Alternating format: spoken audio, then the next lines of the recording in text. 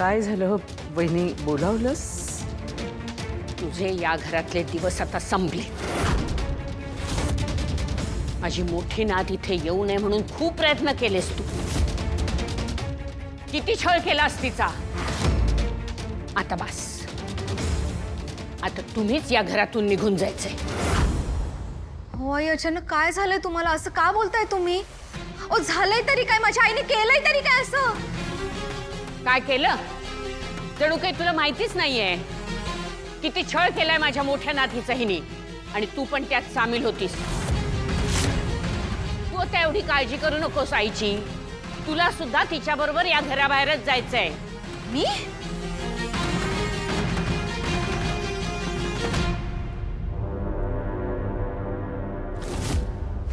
कळलंय आम्हाला, कमळीच माझी खरी मोठी नात आहे। गौरीचा फोन येऊन गेला आत्ताच। तिने आम्हाला सगळं सांगितलंय। आत्या, तू माझ्या गौरीला आणि माझ्या मुलीला जाळून मारण्याचा प्रयत्न केला होतास।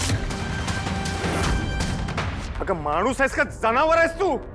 अजून किती खालच्या पातळीला जाणार आहेस? राजन,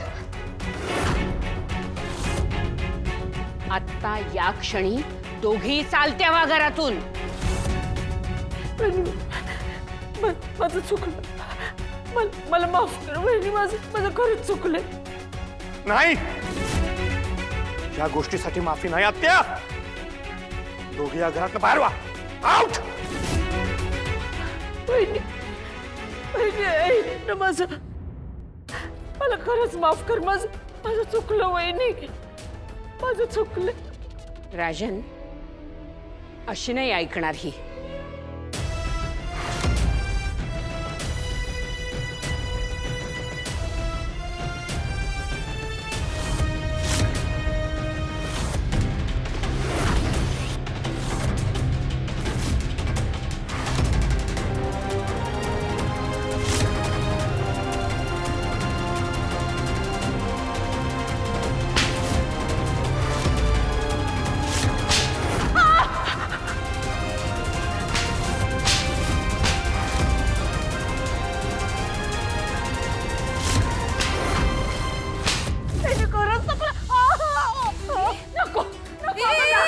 आई तुला काय झालं?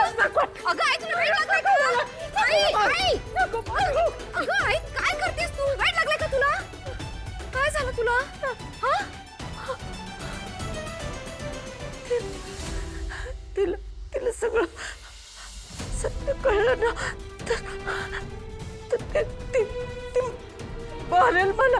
आई शुद्धीवर ये, हे पाणी घ्या दी। हा? कोणतं सत्य? कोण तुला सोडणार नाहीये? हा?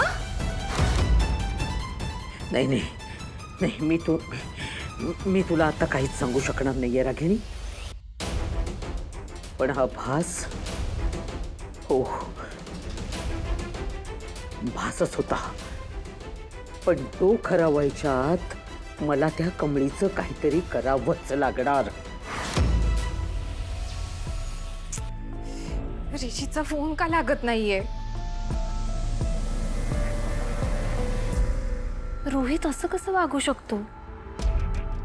खरंच स्वतःच्या सख्ख्या भावासोबत रोहित असं वागेल असं वाटलं पण नव्हतं मला। आई किती रागवल्यात ऋषीवर, गैरसमज झालाय आईंचा, आणि ह्याला ना खरंच रोहितच जबाबदार आहे। मी आईंना सगळं खरं खरं आधीच सांगायला हवं होतं, तेव्हाच बोलले असते ना तर एवढं सगळं झालंच नसतं। आई रागारागातच कमळीच्या गावी गेल्यात हे ऋषीला आधीच सांगायला हवं। त्याला आधीच कळलं ना तर तो काहीतरी सांभाळून घेईल आणि आईंना समजावून सांगेल, पण कसं कळेल त्याला? हां, व्हॉइस नोट पाठवते। ऋषी ऐक, आईंना कळलंय की तू कमळीच्या गावी गेलेस आणि त्या तिथे यायला निघाल्यात। प्लीज ऋषी, सगळं सांभाळून घे प्लीज। आय होप ऋषीच्या फोनला नेटवर्क येईल आणि हा व्हॉइस नोट त्याला मिळेल।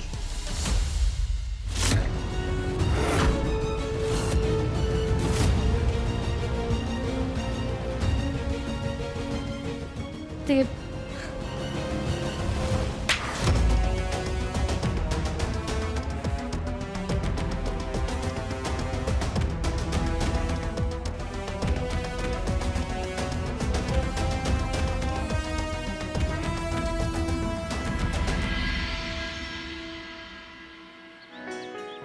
ऋषी सर, तुम्हाला आपली पहिली भेट आठवते?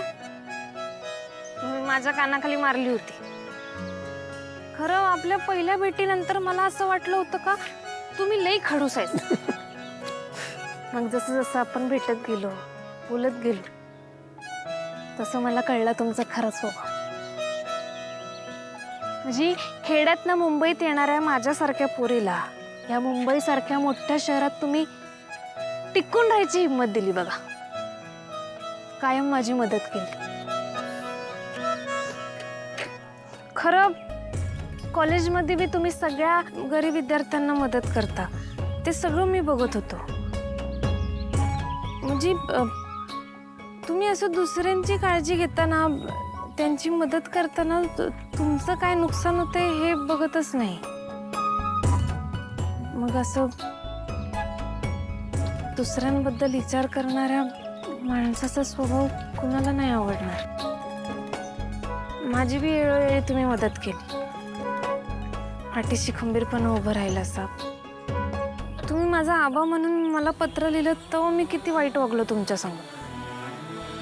हात बी उगारला आणि तरी बी तुम्ही माझी साथ नाही सोडली. मी खोटी नातं आहे हे माहीत असून बी तुम्ही माझ्या संग साखरपुड्याला तयार झाला असा. त्यानंतर तर सगळी मला मी फसवलं असं म्हणत होतो, पण तुम्ही एकटंच होता ज्यांनी मला समजून घेतलं. तेव्हापासून तर माझ्या मनात तुमच्याबद्दलचा आदर वाढतच गेला बघा. तुम्ही की नाही माणूस म्हणून लय भारी आहेसा बघा. म्हणजे चांगल्याला चांगलं आणि वाईटाला वाईट म्हणायचं धाडस आहे तुमच्यात.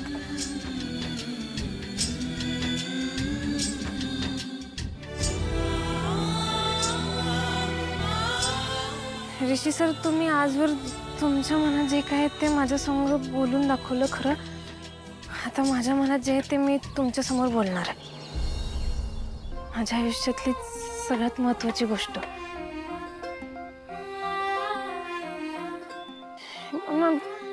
म्हणजे बघा की तुम्ही असं प्रत्येक पोरीचं सपन असते की नाही, तिच्या आयुष्यात येणारा तिचा जोडीदार समजून घेणारा असावा, तिच्या पाठीशी खंबीरपणे उभं राहणारा असावा. ती जिंकली की त्याला बी असं वाटायला पाहिजे की तो जिंकलाय आणि मग ती यशासाठी मागं धडपड करत असते. आणि त्याच्या बदल्यात फक्त त्याची एक निखळ प्रेम एवढीच अपेक्षा असते. तुम्ही तर ती बी ठेवली नाही माझ्याकडनं. फक्त माझ्या ओंजळीत तुम्ही भरभरून देत राहिला. हे प्रेम काय आहे, कसं असतंय हे तुमच्याकडे बघूनच मला कळतंय. माझ्यासाठी तुम्ही एवढं काय काय केलं आणि मी बघा की खोळी एवढंच वाक्य बोलायला एवढं पाल्लाळ लावलंय.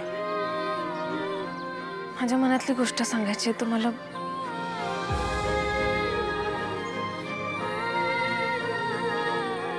माझं बी तुमच्यावर प्रेम आहे.